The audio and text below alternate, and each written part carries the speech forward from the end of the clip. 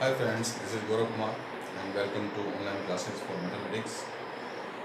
बच्चों, today we shall discuss the new topic, that is circle. You can see here, and I have also written a theorem on this board. Today we shall discuss the theorem. What does this theorem state? You can see the tangent at any point of a circle is perpendicular to the radius through the point of contact. ये कहना चाहता है कि कोई circle है, circle पर हम एक टेंजेंट ड्रॉ करते हैं, सर्किल और टेंजेंट के बीच में एक पॉइंट ऑफ कांटेक्ट होता है जहाँ पर वो टेंजेंट सर्किल को टच करती है। तो उस पॉइंट ऑफ कांटेक्ट को अगर सेंटर से मिला दें तो हमारे पास आ जाती है radius. That radius is perpendicular to tangent, ये हमें शो करना है।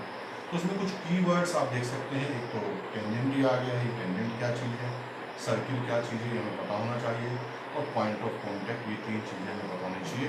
If we know these three things we can easily prove this theorem. Okay, तो उसके लिए सर्किल हम पहले से जानते हैं। सर्किल क्या होता है ये हम 9th क्लास में भी पढ़ चुके हैं, उससे पहले भी हम पढ़ते हुए आ रहे हैं।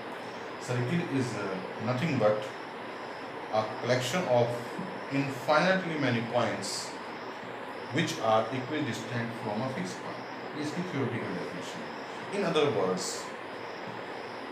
circle is a closed figure, simple closed figure, in which all the points of that figure are equidistant from the fixed point, and this fixed point is known as center. इस फिक्स पॉइंट को हम क्या बोलते हैं, centre बोलते हैं, circle के respect में। The distance of the point of this circle from that fix point is known as radius. इसको हम रेडियस बोलते हैं, ठीक है। इसके इनफाइनेटली मैनी पॉइंट्स होते हैं सर्किल के, तो इनफाइनेटली मैनी इस तरह की डिस्टेंसेज निकलेंगी और वो सभी डिस्टेंसेज इक्वल होंगी, इसलिए उसका नाम हमने क्या रख दिया, रेडियस रख दिया। और एक डेफिनेशन और हो सकती है कि circle is a regular polygon of infinitely many sides. Infinitely many sides का एक रेगुलर पॉलीगन है। बच्चों, एक ऐप होता है जियोजेब्रा करके, ठीक है, सॉफ्टवेयर है वो, और वो मेरे पास है। जब हम गूगल मीट पे पढ़ेंगे इस टॉपिक को, तब मैं सारी चीज़ें आपको वहाँ पर क्या करके दिखाऊंगा, प्रैक्टिकली विजुअलाइज करके दिखाऊंगा, और ये थ्योरम भी मैं आपको वहाँ पर प्रैक्टिकली वेरीफाई कराऊंगा, ठीक है। लेकिन अभी हम इसको क्या करेंगे, थ्योरेटिकल थोड़ा वेरीफाई करेंगे। तो सर्किल आप लोगों का डिफाइन हो गया है, सर्किल क्या चीज़ है, ठीक है। लेकिन मैं कह रहा हूँ 2 डायमेंशनल फिगर है सर्किल। तो what is the difference between 2 dimensional and 3 dimensional, and what do you think, क्या समझते हो आप 3D और 2D से?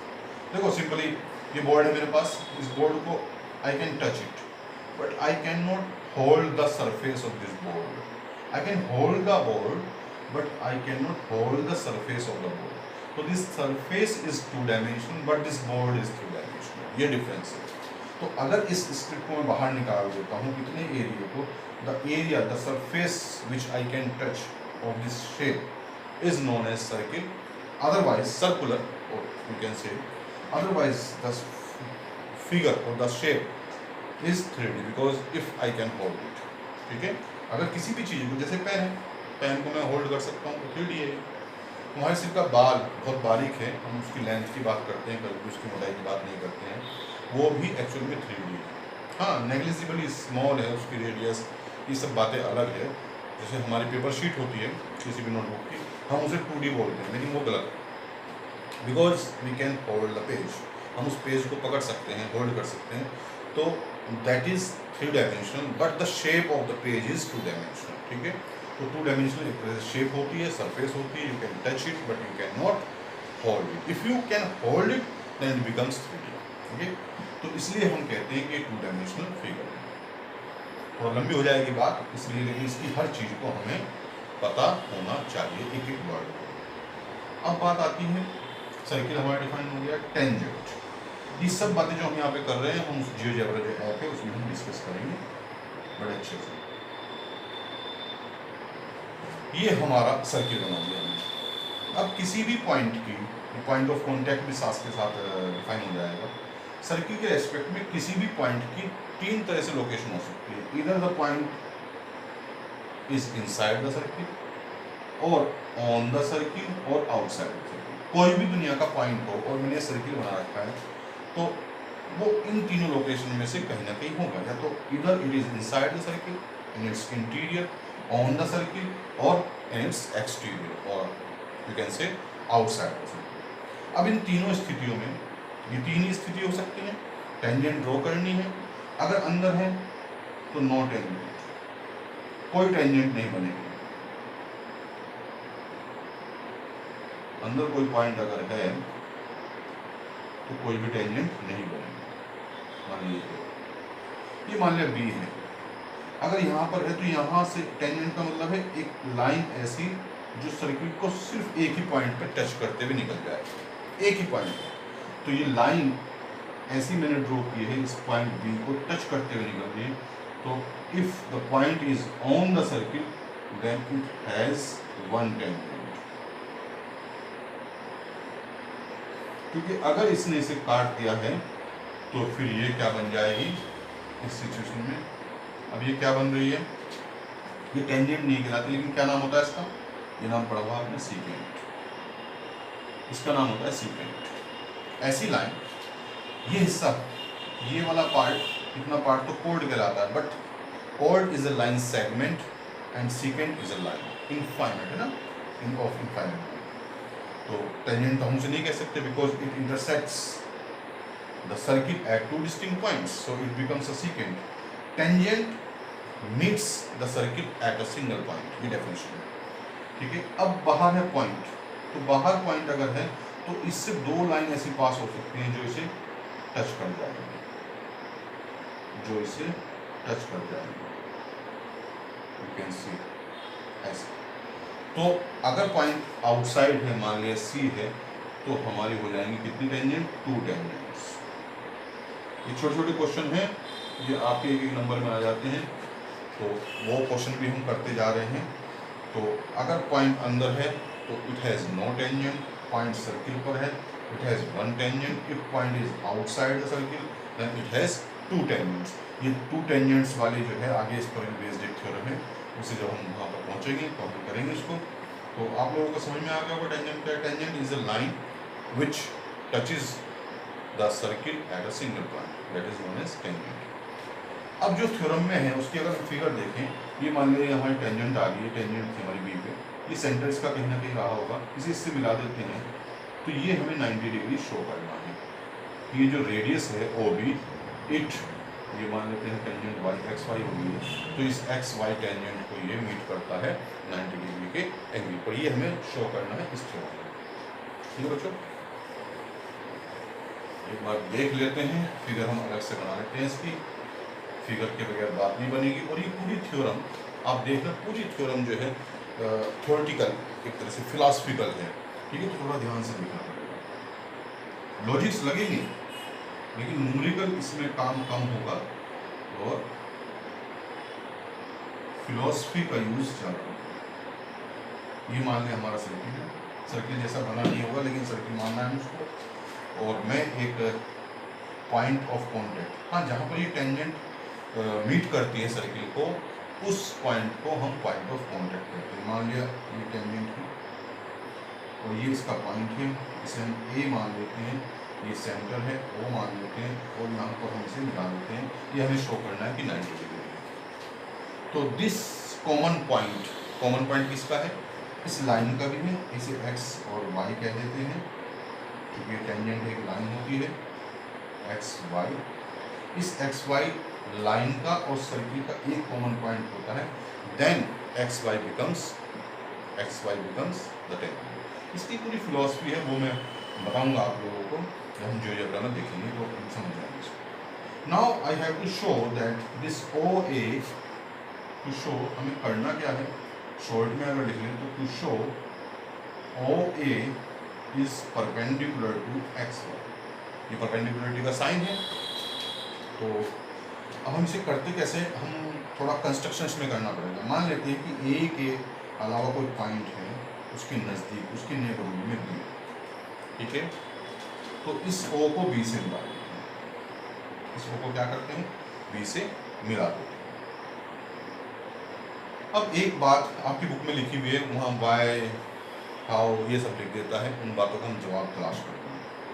अब चूंकि बी कोई पॉइंट है, let B be a point on X Y other than A के अलावा कोई पॉइंट है बी, तो don't you see that O B बड़ा होगा ओ ए से। क्यों? यहाँ पे लिखा हुआ है वाई आपके बुक में, कि ऐसा क्यों? उसका जवाब हम ढूंढते हैं।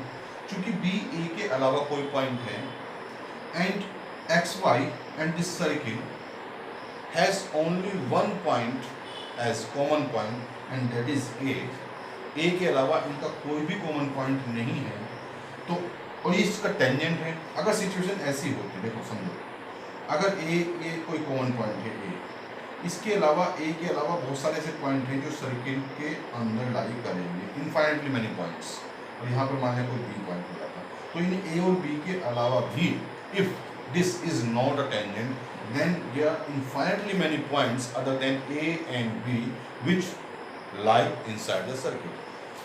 But as xy is a tangent of the circuit at point A, then it means they don't have common points other than A. कौन? सर्किल और टेंजेंट का कोई भी कॉमन पॉइंट नहीं है ए के अलावा, and this common point is known as the point of contact. तभी तो वो टेंजेंट है ना। अगर इसके अलावा कोई और कॉमन पॉइंट आ जाएगा तो ये क्या बन जाएगी? ये बन जाएगी सीकेंट। टेंजेंट तो सिर्फ और सिर्फ एक ही पॉइंट पे टच करता है, तो मैं वो कहना चाह रहा हूँ। तो अगर हमने बी को कोई ए के अलावा कोई पॉइंट लिया है इस टेंजेंट पर, then definitely it must lies outside the, so B lies, इसका y का जवाब, ये y लिखा हुआ है उसमें, तो y का जवाब हम ढूंढ रहे, B lies outside the circle. इसलिए ऐसा है ये जवाब, because B lies outside the circle. B circle के बाहर है, सर्किल के बाहर है तो ओ बी जो है वो रेडियस से ज्यादा होगा, ओ A is the radius. Circle के अंदर है, जितने भी पॉइंट सर्किल के अंदर है तो उनकी डिस्टेंस सेंटर से रेडियस से क्या होगी? कम होगी। और all the points outside the circle they are at a distance more than the radius of the circle. यहाँ पर कोई पॉइंट होगा तो सीधी सी बात है रेडियस से ज़्यादा होगी, तो कोई इस बड़ी बात नहीं है समझने में, कोई दिक्कत की बात ही नहीं है। लेकिन बी अ पॉइंट, बी को मैंने कोई पॉइंट माना था, B is any point, B कोई भी एनी पॉइंट है। जब एनी पॉइंट है तो it is true for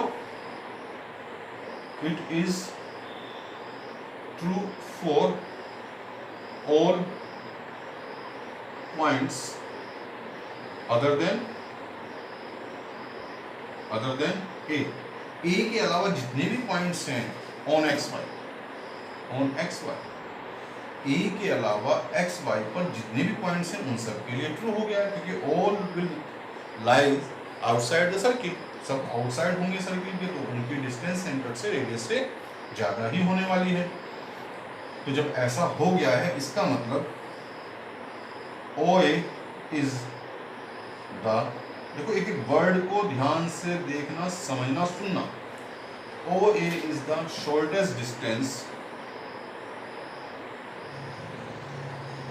of, OA is the shortest distance of O from XY। O की XY से सबसे छोटी दूरी है OA। इसका मतलब यही तो हुआ, क्योंकि सभी दूरियां बराबर हैं, सभी दूरियां इससे बड़ी आ रही हैं, सब दूरियां बराबर हैं, सब दूरियां जो है OA से ज़्यादा है, सब दूरियां।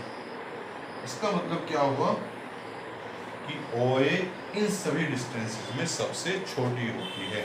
और सबसे छोटी डिस्टेंस कैसी होती है?